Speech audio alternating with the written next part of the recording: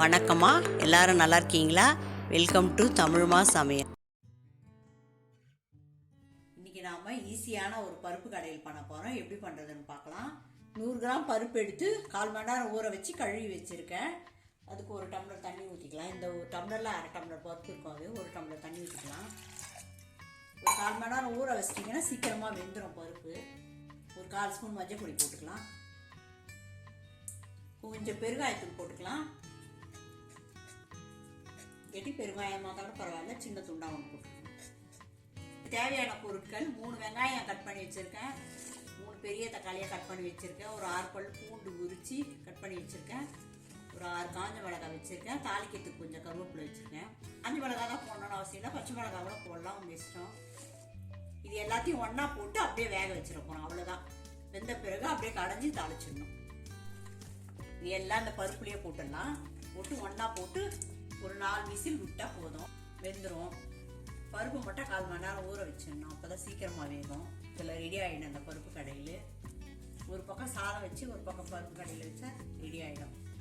பொரியல் இல்லைன்னா கூட ஒரு ஆம்லேட் போட்டு சாப்பிட்றலாம், ஒரு அப்பளம் இருந்தாச்சுன்னு சாப்பிட்றலாம், ஊறுக்காய் கூட வச்சு சாப்பிட்லாம். இந்த கடையில் நல்லா டேஸ்ட்டாக இருக்கும். இந்த மிளகாவை கிள்ளி போட்டுக்கலாம். எல்லாம் போட்டாச்சு. இப்போ குக்கரை மூடி ஸ்டவ் ஆன் பண்ணி ஒரு 4 விசில் வச்சுக்கலாம். குக்கரை திறந்து பருப்பு கடைஞ்சிடலாம். குக்கரில் நல்லா வெந்துட்டு இருக்கும் பருப்பு. துவரம் பருப்பு சொல்ல மறந்துட்டேன். 1.5 டேபிள் ஸ்பூன் உப்பு போட்டுக்கலாம். உங்களுக்கு தேவையான அளவு போட்டுக்கோங்க. போட்டு அப்படியே கடைஞ்சிடலாம். குக்கரில் போட்டதுனால சீக்கிரம் நல்லா வெந்துட்டு இருக்கோம்.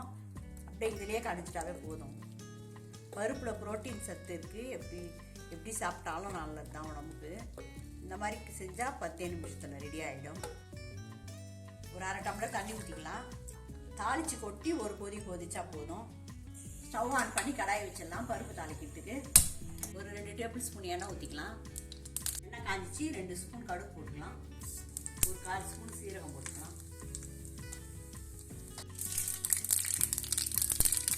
கடுகு பொரிஞ்சிச்சு கொஞ்சம் கருவேப்பிலை போட்டுக்கலாம்.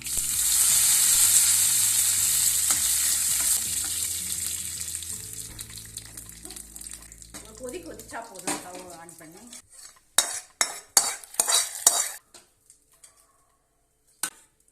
கொதிச்சா போதும். கொதிக்க ஆரம்பிச்சிச்சு. ஸ்டவ் ஆஃப் பண்ணிடலாம். இது மேலே கருவேப்பிலை கொத்தமல்லி எல்லாம் இருந்தால் தூவிடலாம். சுவையான பருப்பு கடையல் ரெடி. இந்த வீடியோ பிடிச்சிருந்தா நம்ம சேனலுக்கு சப்ஸ்கிரைப் பண்ணி சப்போர்ட் பண்ணுங்கம்மா. நன்றி, வணக்கம்.